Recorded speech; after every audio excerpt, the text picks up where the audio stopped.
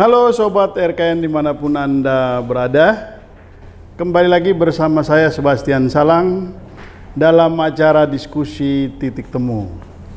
Ya, pada saat ini kita akan membahas sebuah isu yang mungkin tidak terlalu heboh saat ini, tetapi ini isu yang sangat krusial, yaitu berkaitan dengan tragedi gagal ginjal pada anak. Kasus ini mungkin agak tenggelam karena kita semua sibuk mengikuti acara Jenderal Sambo, lalu kemudian ditutup juga dengan hiruk pikuk masalah Capres 2024. Tapi kita lupa bahwa sudah begitu banyak korban ya akibat tragedi gagal ginjal atau misteri gagal ginjal yang beberapa hari ini itu sedang, paling tidak pemerintah sedang berpikir keras bagaimana cara mengatasinya dan mengungkap misteri di balik sakit atau penyakit yang aneh ini gitu. Nah, untuk membahas masalah ini saya sudah bersama dengan narasumber yang luar biasa dan sangat kompeten untuk membicarakan atau membahas persoalan ini, yaitu di sebelah kanan saya ada Dr. Ervan Gustiawan Suwanto ya, Sekjen PDSI. Nanti dokter jelaskan apa itu PDSI ya. Beliau ini adalah Sekjen sekaligus Jubir ya dok ya. Ini dokter masih sangat muda, ganteng, dan beliau nanti akan membahas lebih dalam soal apa sebetulnya di balik misteri ini.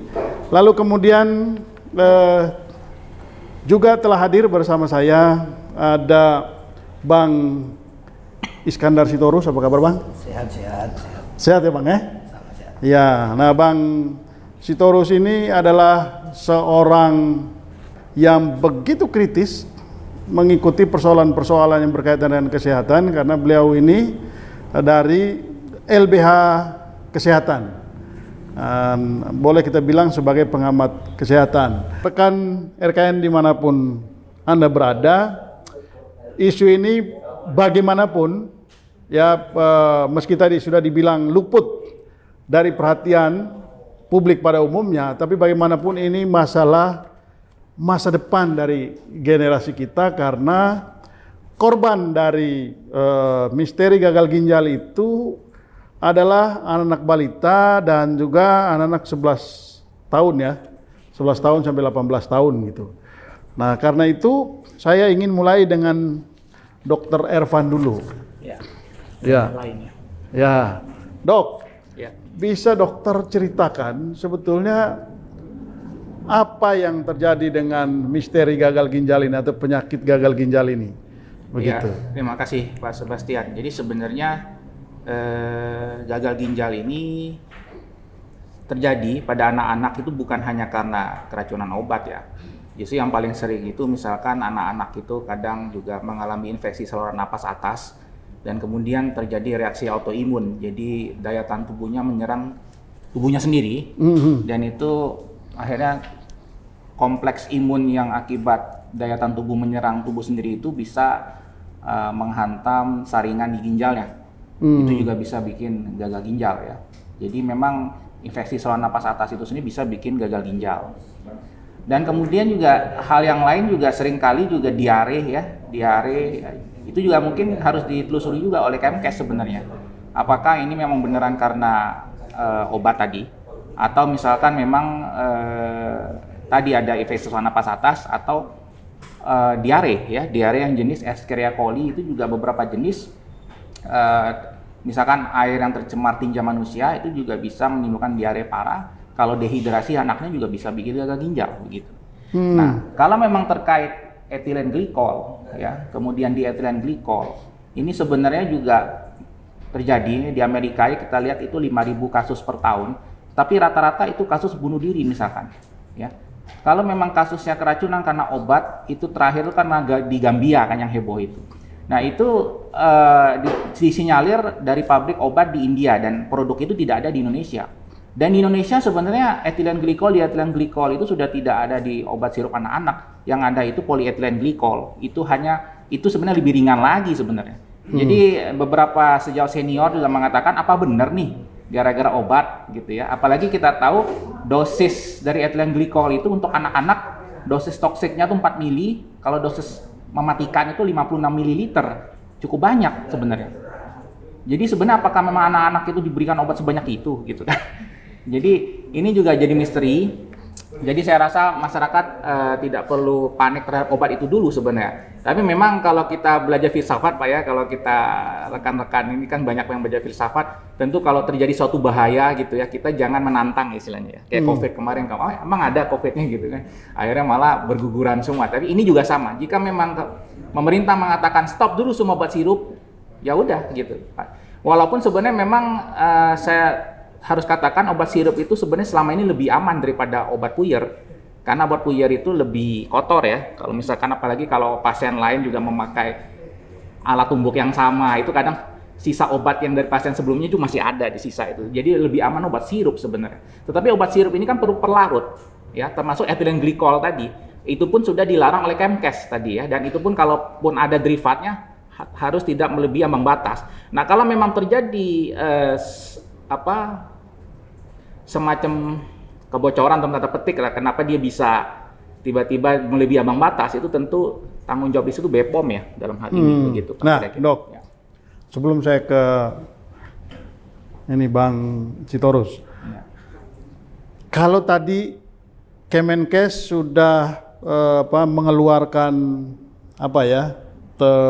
larangan untuk peredaran tadi ya, obat sirup yang mengandung beberapa zat tadi, apakah itu merupakan kesimpulan dari hasil laboratorium atau ini berkaitan dengan kasus yang tadi obat itu dari India, lalu kemudian itu terjadi di Gambia, lalu kemudian ada kemiripan, atau gimana persisnya? Iya, kalau itu tentu hak dari tim Kementerian Kesehatan ya. Kebetulan saya kan bukan tim internal. Akan tetapi yang perlu diperhatikan adalah kita melihat juga sejarah hal-hal seperti ini juga sebelumnya. Di mana dulu kita ingat susu formula sempat juga terkontaminasi oleh bakteri Takasaki. Kemudian waktu itu Kementerian Kesehatan juga tidak enggan ya, istilahnya waktu itu enggan mengungkap apa aja sih mereknya.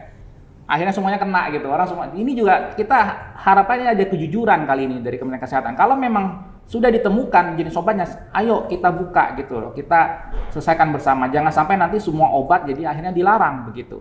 Nah, itu kalau memang Kemenkes sudah menemukan ya. Tapi kalau memang belum menemukannya, kita mau ngomong apa gitu, pasti baiknya diberhentiin dulu semua. Ini hanya Kemenkes lah yang tahu bagi menurut saya sih. Oh gitu. Jadi sebetulnya menurut dokter ini masih misterius ini. Dari informasi yang belum ada ya masih misterius begitu ya. Jadi belum tentu karena obatnya, dan juga memang kalau karena obat juga yang mana itu masih misterius gitu. Dan jadi di Gambia pun sebenarnya itu masih diteliti juga. Jadi seperti saya bilang bahwa gagal ginjal akut pada anak itu bukan hanya penyebabnya obatnya. Apalagi tadi obatnya saya bilang dosisnya harus agak besar baru menimbulkan masalah sebenarnya. Jadi apakah masih diragukan sebenarnya sih ya. Jadi kira-kira demikian Pak. Oke. Ya, Bang Sitorus, saya panggil Bang Sitorus ya. Boleh. Ya. Ini Bang Sitorus, ini masih misteri nih.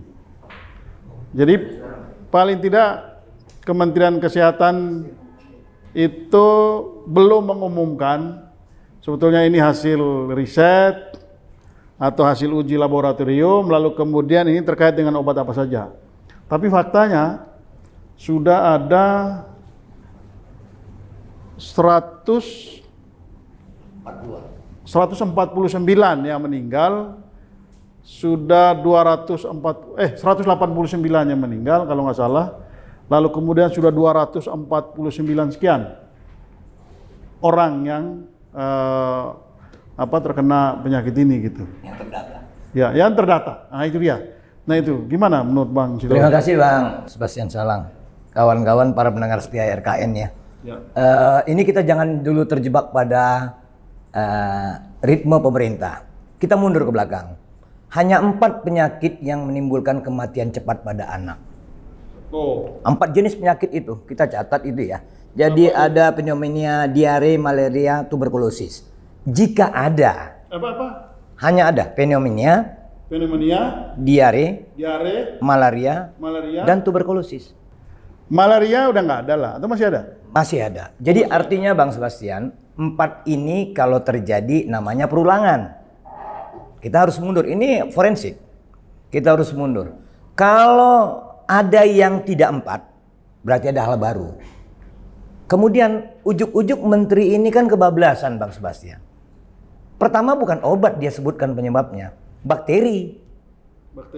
Nah dia sebut bakteri nih, hati-hati. Bagi Bapak Ibu RKN yang punya putra putri sampai usia 18, hati-hati. Kebetulan putra saya juga tadi panas gitu ya dari kemarin. Panik nggak? Apa? Kita tidak panik.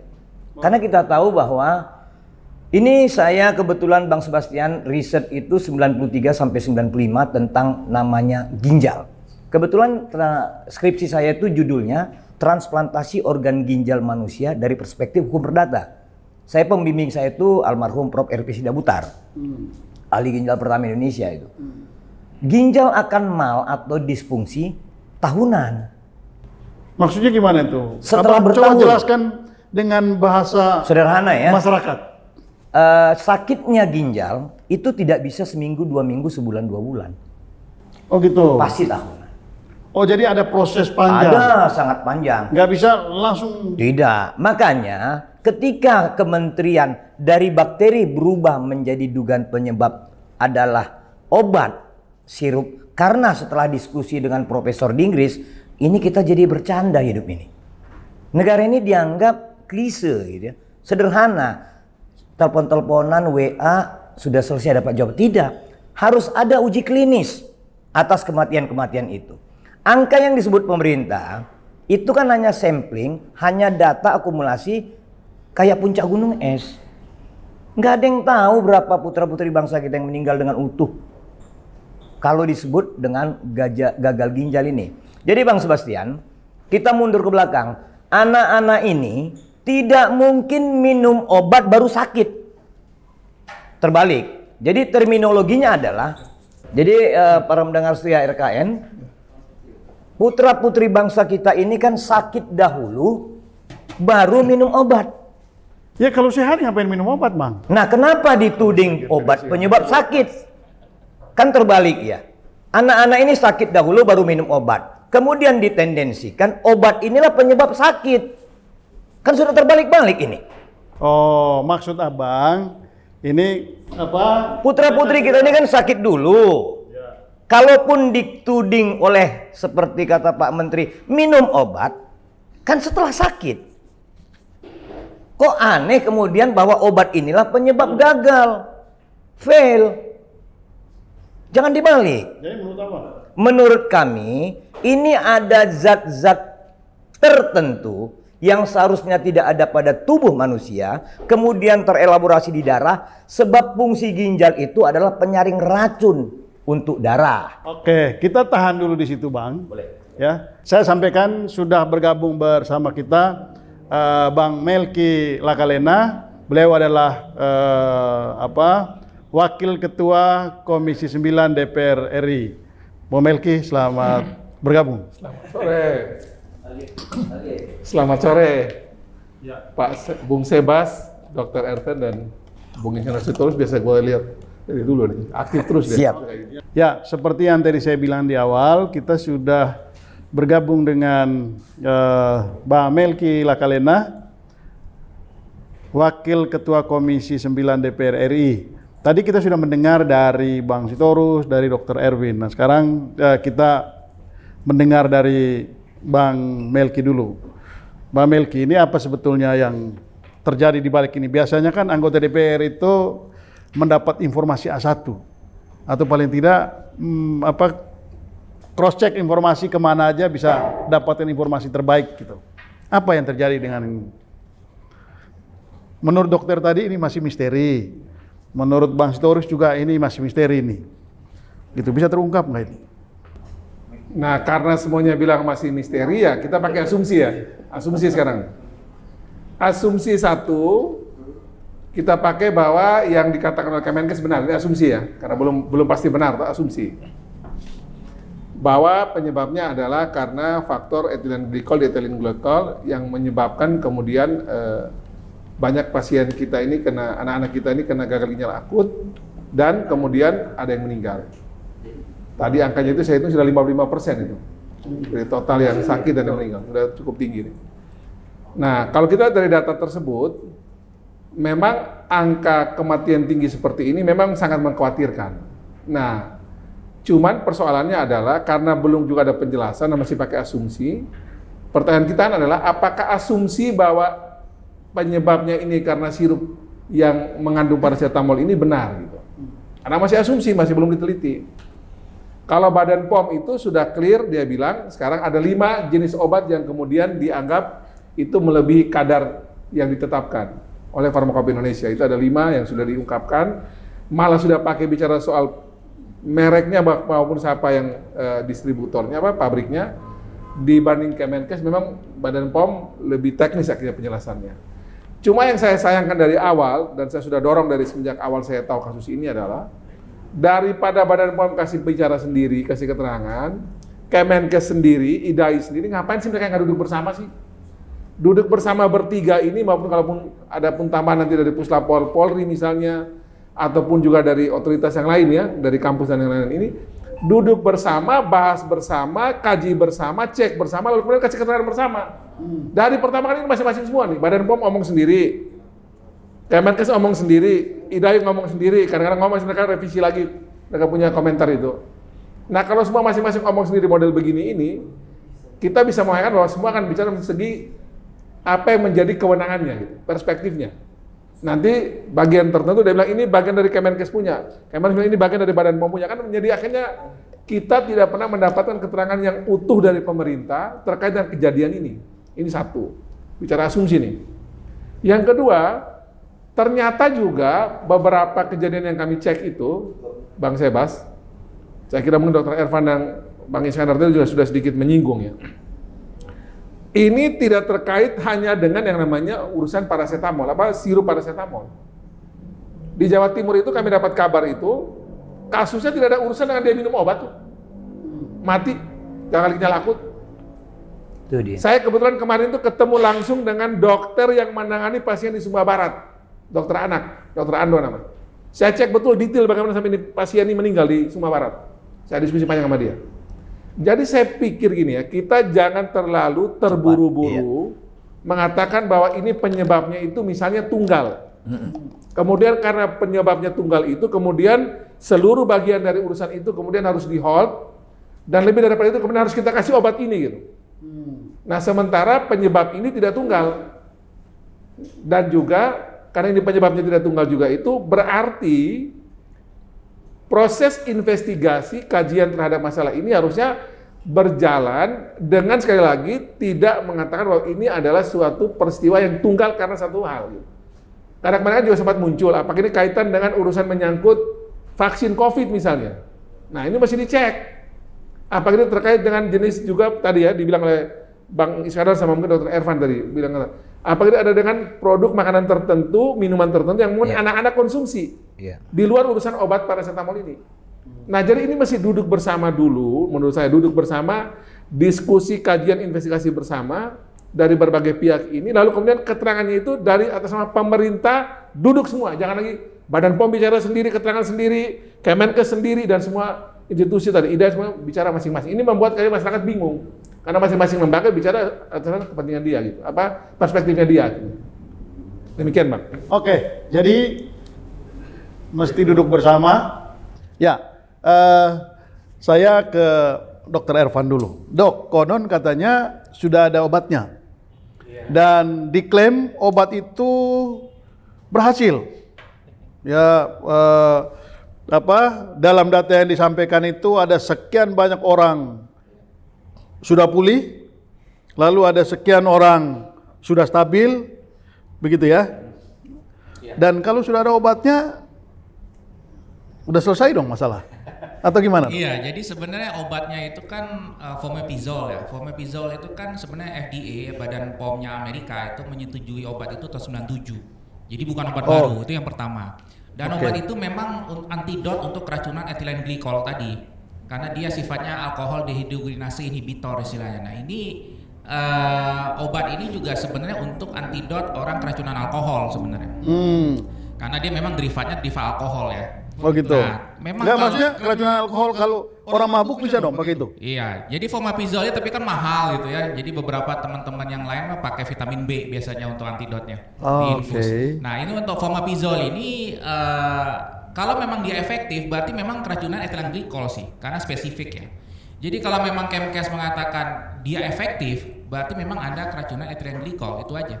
Karena obat ini sangat spesifik gitu. Jadi itu yang pertama. Yang kedua, memang obat ini memang cukup mahal ya. Kalau saya cek tadi kalau nggak salah harga di Amerika itu sekarang 3.000 US dollar ya untuk per pasien. Kalau di kita katanya kalau Pak Menkes berhasil menawar tuh gimana itu 16 juta jadinya ya untuk per pasien. Tapi intinya bahwa jika memang dia efektif ya berarti memang kemungkinan keracunan itu sih ada ya, berarti ethylene glycol tadi. Cuma sekali lagi apakah memang karena obat itu atau karena yang lain kan? Nah inilah tentu ada metode penelitian uji klinis tadi yang Bapak Sitorus bilang tadi. Jadi sebenarnya apakah benar karena obat itu atau karena memang karena ada penyakit lain diobatin juga gitu akhirnya penyakitnya yang sembuh gitu kan kayak tadi. Cuma memang saya perlu garis bawahi bahwa memang gagal ginjal akut itu memang gagal ginjal benar kata Sitorus tadi bahwa memang dia ginjal itu punya daya tahan sama kayak liver juga dia punya daya tahan setelah sekian lama dia baru jebol. Tapi memang ada kejadian memang di akut sih. Jadi dalam hitungan jam kalau memang sangat toksik ya dalam hal misalnya diare berat itu memang bisa gagal ginjal mendadak ya. Jadi memang kalau misalkan orang kecapean kurang minum gitu kurang cairan juga bisa gagal ginjal mendadak sih memang. Nah tapi memang kalau memang tadi Bapak Sebastian tadi bilang terkait fomepizol dan ternyata efektif itu menurut Kemkes ya. Menurut saya sih kita juga harus teliti gitu. Apakah memang kan selama ini kan juga teman-teman spesialis anak juga mengerjakan tata laksana tanpa fomepizol misalkan. Mungkin dia untuk mengatasi diarenya atau apa tiba-tiba mungkin juga membaik kan. Jadi harus kita spesifik begitu. Benar nggak fomepizol yang bikin baik? Gitu kira-kira Pak. Oke, ya gimana Bang Iskandar? Itu betul itu? Jadi menurut Anda obatnya memang? Kami sepakat dengan Bang Melki tadi. Ini kan masih hipotesa semua. Tidak bisa dikatakan itu jalan kebaikan atau jalan benar. Tapi sudah ada datanya ini yang... Kan datanya kan copy paste, bukan data saintik ataupun data klinis Indonesia. Kenapa nggak sekalian aja kita pakai data Afrika yang obatnya bukan itu? Kita mau sebut begini dia Bang Sebastian dan para pendengar setia dimanapun berada ya.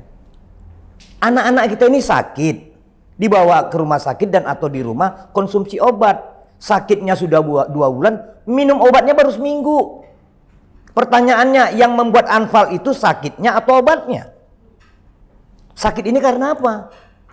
Di beberapa media lain kita sudah sebut, kecenderungan terkuat menurut kami, kini kita membantu pemerintah, mumpung ada Pak Melki di sini, didoronglah kayak Kanjuruhan ini.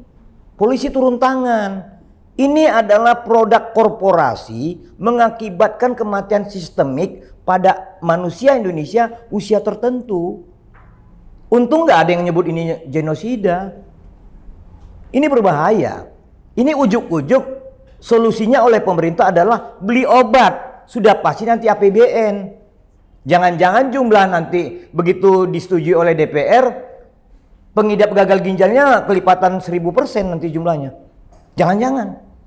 Ini kan konteksnya jadi materialistik. Bukan kepada konsep penyelesaian persoalan. Kami bantu Pak Tito Karnavian, Pak Melki di sini. Coba diperiksa produk makan minuman cair 5 tahun ke belakang. Jadi waktu anak-anak ini masih usia rata-rata 8 sampai 10 tahun. Ini yang membuat akumulasi anfal ginjal itu. Jadi Bang Sitorus masih belum percaya nih sama obat yang disampaikan karena kan Kemenkes itu. Pak Sebastian harus ingat, 2 minggu lalu Pak Menteri salah kan menyebut penyebabnya ini adalah bakteri. Kalau bakteri penyebabnya, obatnya kok itu gitu. Apa iya bakteri menyebabkan ada zat kimia tertentu pada tubuh? Jadi ini kan baru hipotesa semua. Sudahlah, kami berharap Komisi 9 melalui Pak Melki di acara ini didoronglah untuk polisi, aparat hukum turun tangan. Ini kejahatan korporasi. Kami prediksi kejahatan korporasi yang mungkin karena penggunaan kimia tertentu ini produk mereka dinikmati, diminati oleh anak-anak usia dini. Ini gimana caranya polisi masuk? Kanjuruhan aja nggak hanya satu gedung bisa masuk, Pak. Ya. Apalagi dokter-dokter sudah bisa ada uji klinis, database pasien kematian tanggal berapa itu ada di dokter, lebih mudah. Tapi kenapa negara tidak mau memperhatikan? Karena meninggalnya tidak satu titik. Ini meninggal di 18 provinsi, tersebar di ribuan tempat. Sayang kalau negara tidak menggunakan momentum ini untuk belajar mengantisipasi kejadian yang nyaris sama ke 10 tahun yang akan datang. Ini pelajaran paling berharga. Ini momentum yang 1/1000 dalam dunia kedokteran. Ini penyakit unik. Kita harus belajar mendapatkan solusinya, mendapatkan penyebabnya, kemudian mengurai, mengantisipasinya kepada keturunan, mungkin cucu saya gitu. Tadi Abang mengatakan ini kejahatan korporasi. Gimana Abang menyimpulkan itu? Ini kita sudah duga 5 tahun lalu. Begitu meledaknya minuman, makanan berpengawet, mengandung kimia tertentu, dan kemungkinan baru tahun ini berimpact. Ini kan hipotesis ini. Sama kayak Pak Menteri hipotesis juga. Dia hanya menggunakan telepon kok ke Inggris. Nah jadi hipotesa-hipotesa ini ada baiknya dirangkum.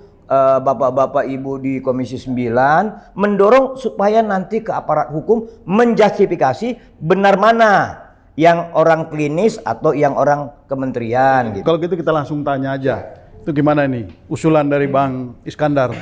Ya, saya kira begini. Investigasi yang dari awal kan sudah dibuat oleh masing-masing, terutama Badan POM dan Kemenkes. Ternyata juga kita lihat belum juga memenuhi eskalasi kejadian dan kasus ini. Betul. Jadi Badan POM sudah melakukan, ternyata juga itu eskalasinya ini naik terus nih. Kemenkes juga demikian. Nah saat ini juga aspirasi yang tadi Bang Iskandar tadi sampaikan itu semalam juga sudah saya dengar sudah dirapatkan. Jadi Kemenko, PMK, Pak Muhadjir Effendi itu sudah mengundang baik dan juga merapatkan ini ya dengan Kemenkes, dengan Badan POM, dengan Menteri Perindustrian, dengan Kapolri, saya dengar sudah ada pembicaraan-pembicaraan tersebut. Dan nampaknya juga polisi akan diminta untuk juga masuk nih sekarang. Dan kami dari Komisi 9 sangat mendukung. Komisi 9 akan mendukung dan secepat-cepatnya kami akan mulai masuk sidang kan awal November nih. Ini sambil juga kita menunggu pembukaan sidang, kita komunikasi dulu sama teman-teman di Komisi 3 ya, yang mengurus tentang institusi hukum.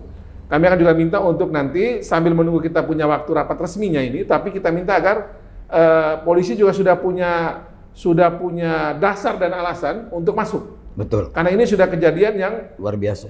Menimbulkan kematian dan ini eskalasinya makin tinggi nih.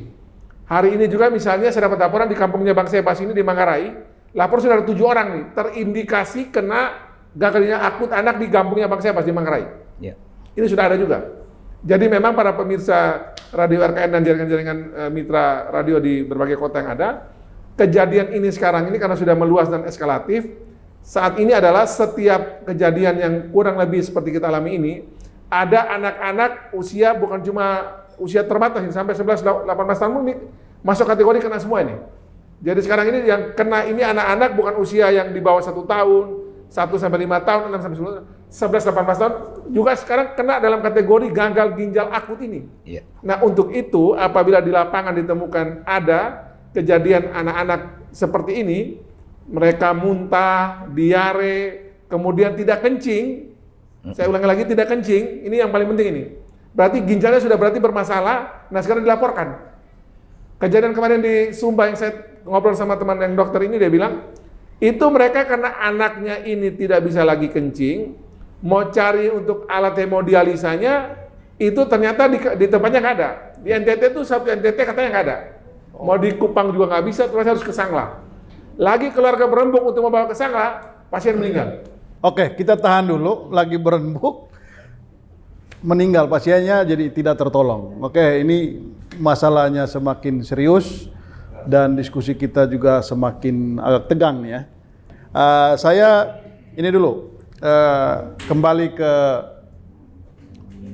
Bang Sitorus dulu. Ya Bang, tadi polisi udah masuk. Lalu kemudian Komisi 9 sudah bilang ini mesti duduk bersama, lakukan investigasi. Kalau polisi masuk, lalu arahnya kemana itu? Terima kasih Bang Sebastian. Kalau ini luar biasa. Saya baru sejak tahun 95 itu tahu Komisi 9 itu komisi yang membidang kesehatan cepat, lugas gitu ya. Wajar ini Bang Sebastian.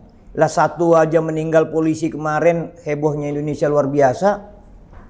Ini bisa-bisa angkanya ini tidak seperti yang diumumkan Kemenkes. Bisa-bisa gitu. Jadi alhamdulillah kalau memang Komisi 9 maju. Tinggal pertanyaannya, kemampuan polisi ini kan mohon maaf, di dunia kesehatan ini kan rata-rata tertinggal mereka. Kami harap Komisi 9 juga mendorong Pak Kapolri yang kebetulan masih banyak masalah, jangan karena beliau stres kemudian masalah ini tidak tertangani oleh beliau. Kemudian kita harap agar polisi mencuci citranya dari kejahatan-kejahatan dan keburukan masa lalu di persoalan ini. Tunjukkanlah kemampuan mereka yang sesungguhnya polisi milik rakyat ketika anak-anak bangsa ini meninggal dengan sia-sia. Logika berpikirnya Bang. Ini pilihannya, kita dorong ini supaya katakanlah uji klinis, cek lab dan lain sebagainya untuk membuktikan ini penyebab yang sebenarnya tadi masih misteri. Kan bisa atau sudah langsung ke otopsi bisa Bang. Diotopsi dulu. Kami sangat yakin keluarga yang meninggal juga ingin tahu penyebab kematian putra-putrinya. Negara ini harus membantu mereka menjelaskan itu. Betul tidak meninggal karena gagal ginjal gitu. Betul. Jangan-jangan karena makanan minuman di sekolahan atau di pinggir rumah yang dikonsumsi akumulasi dalam beberapa tahun. Masa lepas dari jerat kejahatan yang memproduksi makanan minuman itu? Jangan sekarang disimplikasi oleh Pak Budi Gunadi, ini penyebabnya obat. Kayak pabrik obatnya adalah mesin pembunuh bagi rakyat. Kan itu konotasinya. Ini Pak Budi Gunadi udah mulai bermain api nih. Dia memusuhin korporasi pabrikan obat yang puluhan tahun lalu obat itu sudah ada, nggak menimbulkan kematian Pak Sebastian. Kok hari ini dijustifikasi oleh Pak Budi Gunadi? Abang kayak membela banget ini perusahaan farmasi. Saya tidak kenal mereka. Saya kenal Budi Gunadinya. Jangan seperti ini disimplikasi. Oke, Dok. Jadi Bang Sitorus bilang ini jangan ini dong, jangan apa kayak kriminalisasi gitulah. Iya benar, itu ada benar juga. Saya setuju dengan Pak Sitorus ya. Dan memang masalah jajanan anak ya, kebetulan saya juga sempat mendalami ya tentang terkait peraturan perundangan ya, terkait keamanan pangan gitu ya. Nah itu memang yang jadi masalah juga bukan hanya pabrikan besar, tapi juga industri rumah tangga misalkan. Nah itu bagaimana BPOM ya, kemudian Kementerian Kesehatan membina mereka supaya lebih aman ya untuk jajanan anak ya. Terlepas itu penyebabnya atau enggak nih yang gak laku, dan itu ada mungkin ada benarnya juga Pak Sitorus ya, karena memang ujung-ujungnya tadi yang Pak Melki katakan tadi, kita kan harus satu tim gitu ya. Kalau kita pernah lihat ya keberhasilan kita lah ya dalam tanda petik ya, keberhasilan ya bisa kita bilang di masalah COVID. Nah itu kan sebenarnya kan karena ini ya interprofessional collaboration gitu ya. Dan memang pernah kejadian sejarah dunia itu pernah seorang peneliti, saya meneruskan apa yang dia ungkapkan Pak Sitorus ya, dalam kondisi real nyata di lapangan di Amerika. Pernah kejadian dulu seorang ahli kimia, dia sebenarnya hanya ingin mengetahui umur bumi.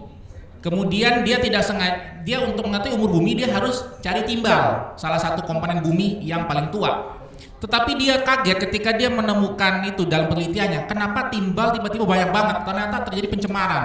Kesimpulannya dicari-cari ternyata penyebabnya adalah pabrikan tadi, pabrikan mobil waktu itu ya, pabrikan BBM mobil ya, yang membuat yang kayak kita oktan itu ya, oktan berapa 82 segala macam itu dikasih timbal biar oktannya lebih efektif, efisien. Nah itu yang menyebabkan ternyata pencemaran lingkungan sampai sekarang. Timbal itu berbahaya juga. Jadi pernah memang kejadian seperti itu, di mana peneliti itu sebenarnya cuma meneliti umur bumi, nggak sengaja tapi ketemu menemukan yang lain. Yang lain tadi Bapak bilang tadi bahwa etilen glikol apapun itu kimia, kok bisa tiba-tiba misalkan banyak. Apakah etilen glikol dari, anggaplah memang etilen glikol, apakah etilen glikol dari obat atau jangan-jangan yang lain, Ada makanan yang minuman menarik, jajanan Dok. anak-anak. Ada yang menarik tadi, usulan Ya. Bang Sitorus. Kenapa tidak korban ini itu diotopsi dulu? Benar, supaya benar. mengetahui persis. Iya, ini Ini menarik. jenis Ini menarik, Pak. penyakitnya. Jadi memang kalau di negara maju, semua kematian rata-rata diotopsi. Di kita rata-rata masih tabu. Kita mungkin kepercayaan iman kita ya di Indonesia rata-rata nggak mau lah ya mayat atau jenazah itu diotak-atik ya. Nah itu sebenarnya di negara maju mereka namanya koroner. Jadi hampir semua yang meninggal itu diinvestigasi semua. Jadi bukan hanya yang kriminal yang diotopsi. Jadi semuanya diotopsi sehingga namanya otopsi klinis namanya. Jadi bukan otopsi untuk masalah kriminal, otopsi klinis. Nah, otopsi klinis itu penting Pak sebenarnya. Kayak sekarang kita juga bingung kenapa banyak orang mati mendadak misalnya. Rata-rata mungkin karena serangan jantung. Belum tentu. Jangan-jangan bisa pecah pembuluh darah aneurisma atau apa gitu kan. Nah, sama dengan Pak Sitorus tadi katakan itu harus diotopsi memang, dan ini perlu kerelaan dari anggota keluarga ya, maksudnya untuk rela diotopsi nanti jika terjadi hal yang sama gitu. Jadi untuk kita tahu benar-benar penyebabnya itu apa. Walaupun belum tentu juga ya ketemu. Biasa sih diotopsi ginjalnya ketahuan memang ginjalnya rusak, kemudian juga dari plasma darahnya juga dicek labnya, dilihat plasmanya ada nggak etilen glikolnya atau kandungan yang lain begitu. Jadi atau rambutnya malah atau yang lain kalau memang saking lamanya dia zat itu bertumpuk di tubuhnya. Begitu kira-kira Pak. Oke, ya saya ke Bung Melki dulu.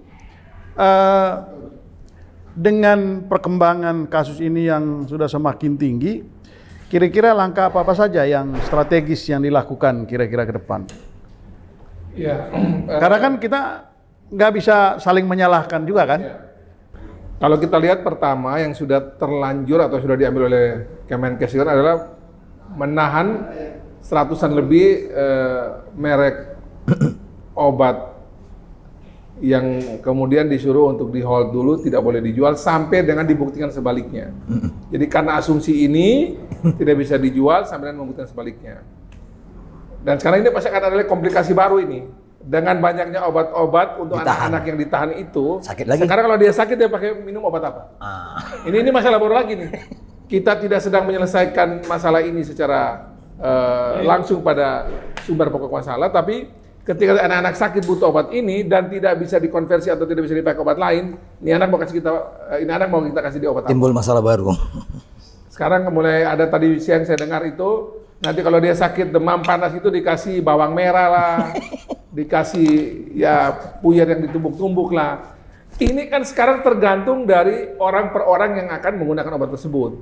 Nah walaupun juga memang ada dia punya exitnya itu sekarang adalah menggunakan supervisi tenaga medis tertentu ini, dokter sama apoteker disuruh terlibat. Nah ini kasus lainnya. Nah tapi paling tidak akan ada masalah baru dengan ini kita hold 100 lebih merek obat tersebut. Bahaya. Nah pertanyaannya adalah apakah cukup dengan kita menahan untuk itu jangan diedarkan? Kan ternyata belum cukup juga. Yang kedua sekarang ada wacana KLB. Pemerintah disuruh untuk membuat yang namanya KLB, di kejadian luar biasa. Di KLB itu cuma ada dua alasan untuk bikin KLB. Pertama ada wabah, ada penyakit menular yang akan mungkin menjadi wabah. Iya. Yang kedua itu karena keracunan pangan, makanan. Betul. Nah ini dua-duanya kan tidak terbukti dalam kejadian ini nih. Betul. Ini bukan penyakit menular. Obat. Ini juga bukan karena keracunan pangan. Ini karena etilen glikol yang ada dalam suatu cairan obat yang kemudian dipakai sebagai hari ini karena belum ada alasan lain, ini dipakai sebagai alasan yang dipakai nih. Nah, KLB nggak mungkin ini. Nah, instrumen hukum apa yang bisa kita pakai sekarang ini? Kecuali peraturan menteri ini, Menteri Kesehatan ini dirubah. Ada tambah lagi kejadian kayak macam model etilen glikol ini. Sehingga kemudian ini bisa disebut sebagai KLB, kemudian energi bangsa ini bisa kita arahkan ke sana. Ini beda sama COVID ya.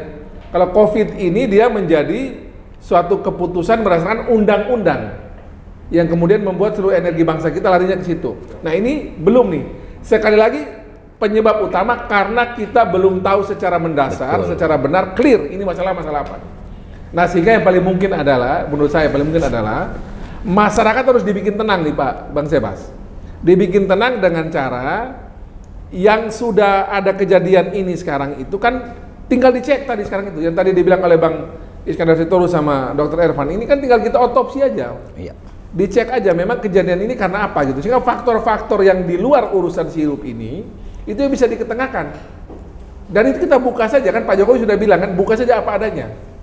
Buka saja apa adanya itu bukan terkait dengan hanya urusan daftar nama obat sirup yang mengandung paracetamol, tapi semua sebab dan potensi kejadian ini karena itu dibuka aja apa adanya. Semua dinkes se-Indonesia, atau sudah 22 provinsi itu semua sudah gerak sekarang. Temukan apa penyebab yang bisa menjadi catatan di lapangan. Penyebabnya kemudian potensi A, B, C, D. Jadi yang tadi kami sampaikan ini kan bahkan dari potensi atau yang menjadi penyebabnya itu kita buka aja. Nah, kita suruh polisi turun ke lapangan. Saya percaya begini, teman-teman dari Pusdokes ya, Pusat Dokter Kesehatan Polri, saya kenal dokternya itu, ya pimpinan itu namanya Irjen Asep kalau nggak salah, bintang 2. Saya kira mereka nanti ini juga menjadi bagian dari tim dokter kepresidenan. Saya kira mereka bisa bersama dengan kita semua untuk urus soal ini. Oke, jadi jangan panik, tetap tenang, dan pemerintah terus berupaya. Ya, Dok, ini tadi Bu Melki bilang ada 100 lebih jenis obat yang di stop dulu peredarannya. Lalu kemudian muncul persoalan baru. Kalau anak-anak sakit, lalu mau ngasih obat apa? Nah kalau kayak gitu apa dong solusinya? Ya, di lapangan akhirnya banyak banget obat tablet digerus gitu untuk jadi puyat. Dan tadi saya sudah bilang bahwa sebenarnya obat sirup itu sebenarnya lebih aman dan disarankan untuk dipakai kalau di negara maju. Karena tadi saya bilang kalau dipuyerin itu kan sisa dari yang puyer pasien yang sebelumnya itu masih ada sisanya di situ. Nah itu juga kalau nggak higienis gitu ya, itu obat puyer-puyer gitu bikin masalah. Yang kedua, banyak obat yang nggak bisa dipuyerin.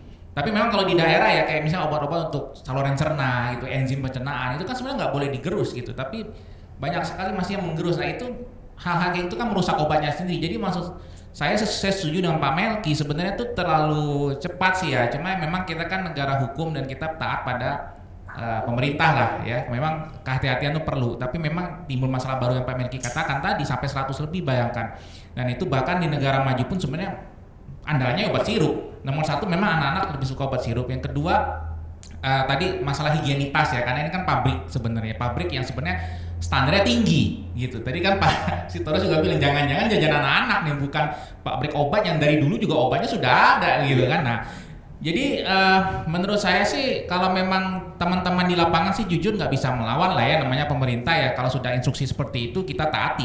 Jadi teman-teman termasuk saya ya tentu kami pakai obat puyer begitu mau nggak mau begitu ya. Jadi itu yang kami kerjakan itu Pak di lapangan. Oh gitu ya. Iya. Jadi ini saya ke Bang Sitorus. 100 lebih jenis obat ditarik. Lalu kemudian nanti tiba-tiba bisa muncul tuh jenis obat baru. Jangan-jangan ini ada pertarungan bisnis perobatan? Iya. Atau ini pertarungan para pengusaha farmasi? Iya Bang Bastian orang berlatar media pasti paham lah ini ya. Ini bukan bisnis semata-mata adalah pemain lama pemain baru, tidak. Ini bagaimana membuat turbulensi di antara para pemain produk obat. Jadi nggak dibutuhkan pemain baru. Ini ada skat-skat skema-skema yang saya mulai hafal sejak tahun 95. Mengerikan produk obat ini. Jangan dianggap bahwa kalau betul ya. Ya, ini bukan masalah kalau betul, udah diumumkan kok, udah betul itu. Oh. Ini kan kecenderungannya sudah ada. Sama dengan Pak Menteri kecenderungan. Maksudnya betulnya itu 100 sekian jenis obat ditarik. Sudah di stop kan? Sudah di stop. Nah, tinggal bagaimana efeknya tadi sudah disebut oleh Pak Melki dan dokter. Kemudian ada efek lain. Ini kan bagaimana ketatnya sistem obat produk obat di Indonesia ini di Badan POM ini kan jejaringnya luar biasa, dolim di situ. Aneh kalau bisa di stop hari ini. Kalau saya pemilik 110 merek itu, saya gugat pemerintah. Saya kan saya udah dapat izin edar. Kok disuruh stop? Ini kan melanggar peraturan. Jadi jangan karena dipikir bahwa menteri mengumumkan itu udah benar.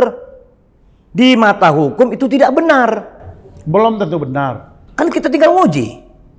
Ya kalau pemerintah kan sudah disuruh edar nih. Keputusan itu karena hasil uji klinis misalnya. Bertaruh kita satu botol obat di sini Pak Sebastian. Bakalan tidak ada uji klinisnya itu.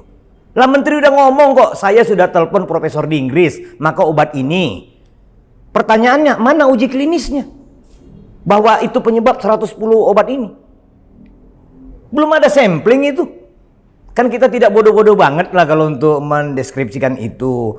Terlalu lama kita di sektor kesehatan sistem ini untuk melihat begitu Bang Sebastian. Jadi kita hanya mau bilang supaya sejuk masyarakat, yakinlah masyarakat, putra-putri bapak ibu tersebut meninggal karena dugaan gagal ginjal tidak semata-mata karena obat.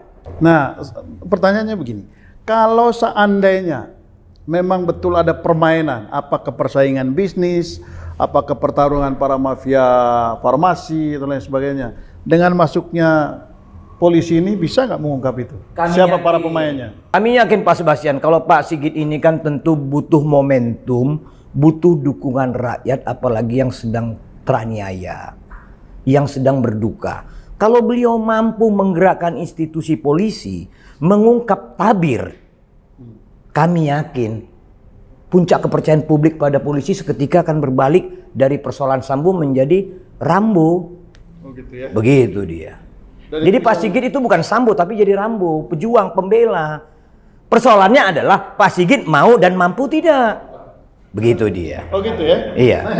Bung Melki, Anda yakin kalau polisi tadi sudah didorong loh, DPR juga sudah mendorong loh supaya polisi masuk. Ini apa namanya, para pemain ini kan itu bisa macam-macam. Ini Anda yakin bisa mengungkap? Ya, sebenarnya tadi yang disampaikan oleh Dr. Ervan dan Bang Iskandar tadi saya kira udah pas ya. Bahwa ada multi interpretasi dari kasus ini, multi kepentingan, multi pertarungan. Nah, tentu karena ini sudah masuk pada dan ini ada urusan kematian dan itu mesti harus ada urusan hukum di dalamnya.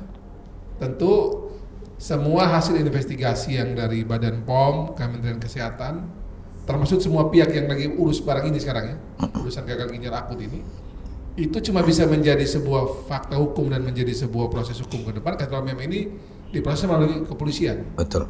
Dan ini sekali lagi bukan kejadian pertama polisi terlibat masuk apabila ada kejadian di sektor kesehatan dan menimbulkan kematian. Dulu saja kan pernah orang COVID saja juga kemudian urusannya karena di COVID aja kan polisi pernah masuk dulu periksa-periksa juga. Di COVID kan aja tuh, ini belum ada yang mati waktu itu karena COVID dulu diperiksa. Nah ini sudah menimbulkan kematian. Nah saya mau sampaikan ini lagi sisi yang lain ya, Bang Sebas ya. Badan POM itu memang regulasinya dia cuma di pre-market itu dia bikin penelitian. Pre-market itu sebelum itu diedarkan, izin edar dia kasih, per batch biasa dia cek itu, baik itu obat, minuman, alat kesehatan, obat, minuman, kosmetika, obat tradisional dan kemudian makanan minuman ya. Itu dia cuma bikin sebelum diedarkan, itu dia bikin namanya izin edar. Kalau post market setelah dia beredar itu biasanya dia akan minta hasil penelitian internal dari perusahaan itu. Itu memang regulasi mereka itu. Karena mereka memang punya keterbatasan untuk mengecek post market. Itu sudah mulai beredar di pasar itu. Nah kejadian hari ini juga sama. Badan POM itu dia meminta dari si perusahaan untuk memberikan laporan. Asumsinya adalah perusahaannya jujur. Asumsinya. Nah tapi kalau ditemukan fakta model begini kan nanti kita cek nih. Apakah memang perusahaannya itu nipu? Betul. Main? Atau memang ada yang juga, kan ini bukan soal baru, dulu kan ada satu produk minuman lah kita sudah tahu lah. Kan ada yang disuntik tuh waktu itu. Iya. Minuman itu disuntik saat tertentu menjadi masalah, kesalahan sebut nama lah, nggak enak nih, merek. Kemarin urusan menyangkut tentang kemasan produk minuman mineralnya berantem tuh.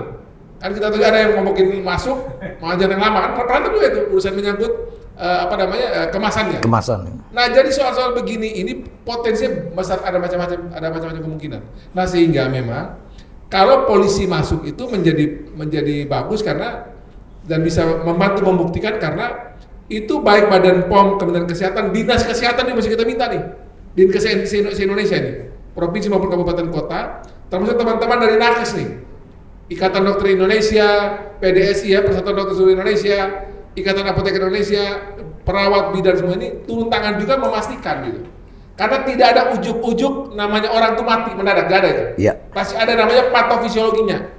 Patofisiologi itu artinya apa penyebab orang ini sakit, ada riwayat sakitnya dulu baru sampai kemudian dia mati, itu ada semua tuh. Hanya memang kita punya pencatatan ini lemah. Semua gejala itu semua itu pasti ada, terekam tercatat mestinya. Nanti pada kita punya catatan itu lemah, sehingga kadang-kadang itu di lapangan itu tidak tercatat dengan baik.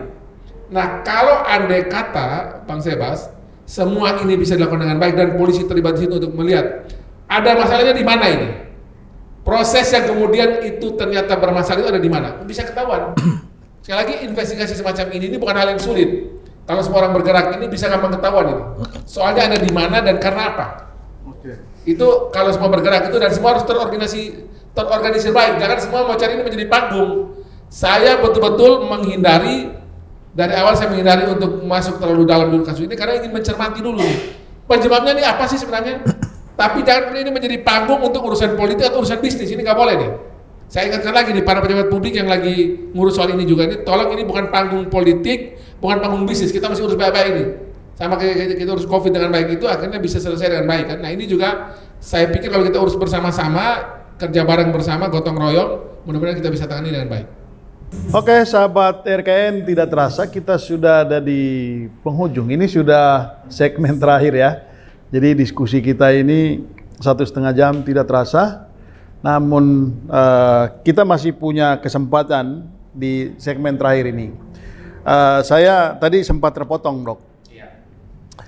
Kita sudah bicara banyak hal tadi, termasuk salah satunya ini memang perlu ada investigasi. Pertanyaan saya, kalau investigasi itu mulai dari mana? Nah, iya. Jadi memang kami dari Perkumpulan Dokter Seluruh Indonesia ya, organisasi dokter yang diakui juga oleh Kemenkumham, kami sudah diskusi di internal kami. Memang ujung-ujungnya yang paling penting adalah tetap teman-teman dokter di lapangan. Ya, dan mereka itu harus melaksanakan anamnesis lengkap, jadi wawancara. Jadi seringkali kan orang datang ke dokter untuk diperiksa, itu salah sebenarnya.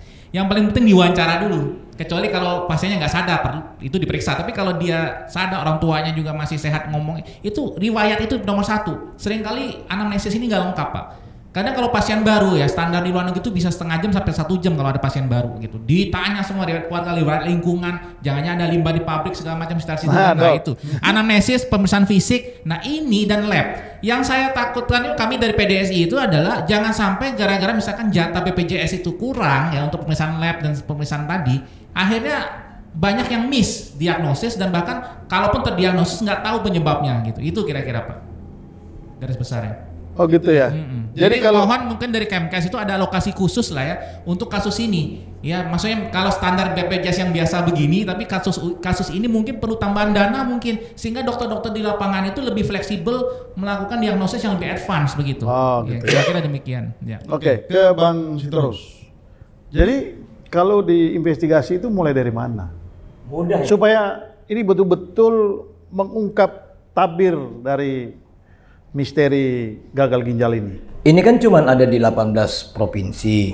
Hitungan kami paling sudah 22 katanya. Katakan 22 dikali 5, 100 rumah sakit. Datanya itu tidak banyak. Yang kemudian kita harus lihat adalah Bang Sebastian, ini momentum belum tertentu sekali 100 tahun. Jadi, role model yang terjadi sekarang harus kita gunakan. Ini role model penyakit lah. Tadi saya sudah di awal sebut hanya 4 penyakit menyebabkan kematian massal itu. Ini ada yang baru. Kalau saya jadi presiden, saya di depan mengurus ini. Belum tentu di dunia lain ini ada. Jadi tadi 4 diulang lagi. 1 pneumonia, baru diare, TBC gitu ya. TBC. Satu lagi tadi itu malaria. Malaria. Ini ada kelima. Oh gitu. Harusnya. Kalau COVID itu? Ini kan dia bukan untuk anak. COVID itu. Oh, ini tadi kita ngomong anak. Menyebabkan kematian bagi anak. Nah, jadi Bang Sebastian, kami minta Pak Jokowi jangan karena COVID kemarin rame-rame anggarannya gede di depan, giliran nggak ada anggarannya nggak mau di depan gitu.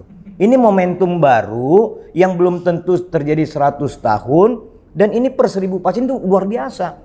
Ini digunakanlah Pak Budi Gunadi biar nggak menteri nanti diskusi-diskusi kita.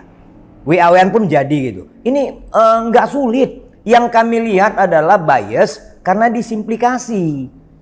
Motifnya apa? Kecenderungannya ke bisnis. Oh, gitu dia. Jadi kami harap agar maksudnya gimana nih? Maksudnya gimana? Langsung main konklusinya adalah ini sebabnya obat, penyebabnya obat. Kenapa beliau nggak sebut penyebabnya adalah makanan minuman berpengawet? Kenapa nggak disebut beliau adalah efek lingkungan? Kenapa langsung ke obat? Karena Pak beliau salah dengan menyebut pertama ini disebabkan bakteri. Malu mungkin beliau, ambil yang paling gede aja penyebabnya, obat katanya. Padahal tadi filosofinya orang sakit dulu baru makan obat. Kan sakitnya dulu anak-anak itu. Kok jadi malah obatnya penyebab sakit, kan jadi ini kan logika yang dibalik-balik yang tidak masuk akal. Nah, terus apa sebetulnya dibalik pernyataan itu? Kalau di sini Pak, kami hanya lihat Pak Menteri kebablasan. Salah deteksi, salah mengambil konklusi. Saran kami perbaikilah Pak Menteri. Kalau malu ke Pak Jokowi aja berlindung seperti menteri-menteri lain, kan kalau salah dibenarkan oleh Pak Presiden gitu. Begitu kurang lebih. Itu harapan kami agar tidak sia-sia kematian putra-putri bangsa kita yang tentu mereka sangat menderita sekali. Mereka berkabung, tapi bagaimana penderitaan itu menjadi nilai plus bagi bangsa ini menghadapi persoalan ke depan hari. Begitu Bang Sebastian. Oke. Nah, ke Bu Melki, kita ini sudah di menit-menit terakhir. Dari seluruh diskusi kita, apa yang Bu Melki simpulkan sekaligus closing statement? Ya, ini saya buka data dulu biar sebelum saya tutup, ini ada judulnya bagus nih. Data Kemenkes dari tanggal 21 Oktober terakhir kemarin ya. Kasus ada 241 kasus, meninggal 133, jadi sudah 55%. Didominasi balita 153 kasus, 1-5 tahun. Kemudian 6-10 tahun itu 37 kasus. Kemudian di bawah 1 tahun itu 26 kasus, dan ada juga di 11-18 tahun nih 25 kasus. Dan hari ini pasti bertambah. Dan menurut saya ini fenomena puncak gunung es. Iya. Yang ketahuan itu pasti akan jauh lebih sedikit yang tidak ketahuan. Yang sudah diidentifikasi dan dilaporkan ini akan jauh lebih sedikit daripada yang belum diidentifikasi dan dilaporkan. Sehingga karena kasus ini sudah sedemikian eskalatifnya, dan sekali lagi karena ini belum tahu penyebab utamanya apa, sehingga masyarakatnya harus diberikan edukasi yang sebesar-besarnya dulu, jangan diberikan ketakutan dulu nih. Edukasi harus didahulukan, Bang Sebas. Karena kalau sudah masyarakat takut, nanti sama kayak COVID dulu waktu awal mula, orang takut lapor. Nah ini sudah menuju ke sana nih sekarang nih. Orang takut lapor, yang punya masalah ini takut lapor, tenaga kesehatan di bawah juga akhirnya juga menjadi serba salah. Nah padahal kan COVID jauh lebih tidak bisa kita identifikasi awal mula daripada ini. Ini kan sekali lagi bukan soal yang rumit ini. Kalau ada 91 kasus ini, cuma tinggal dia sedot data bagaimana ini anak sakit dan meninggal, ini kan sudah bisa diidentifikasi dulu. Dan ini nggak susah ini, Bang Sebas. Ini lagi pada jago-jago semua ini, para dokter,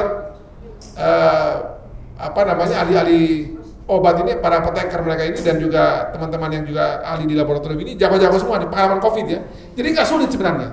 Nah cuman jangan ini ego Kementerian Lembaganya didahulukan. Saya tegasin lagi ini nih. Karena ini saya lihat ini masing-masing itu, mohon maaf ya, kayak kejuruan juga ini, mau nyelamatin diri.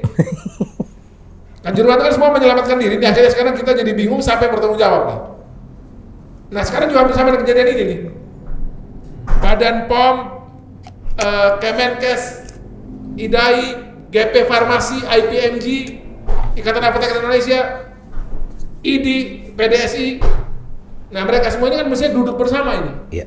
Sehingga kemudian ini bisa dilihat dan diteropong dari berbagai lini, dan kemudian ketahuan lah ini penyebabnya apa dan bisa kita lihat jalan keluar kemana. Penyebabnya tidak harus satu kok, kita juga belum bisa putuskan kok. Bisa ada beberapa kemungkinan, biar kita semua harus buka-bukaan juga. Ini ikut anjuran Pak Jokowi nih, buka aja berbagai penyebab. Karena menyangkut tadi itu paracetamol tadi sudah, sirup ya tadi sudah. Orang sekarang takut minum paracetamol, ini agak bingung-bingung saya nih. Kan etilen glikol yang bermasalah bukan paracetamolnya. Yang kedua tadi soal makanan, minuman dan sebagainya ya, bisa dicek. Nah, bagaimana cara mencegahnya? Bisa kita dari berbagai perspektif tadi ini. Nah, bagi yang kemudian itu bermasalah, nah itu masih proses hukum. Betul, sepakat. Proses hukum.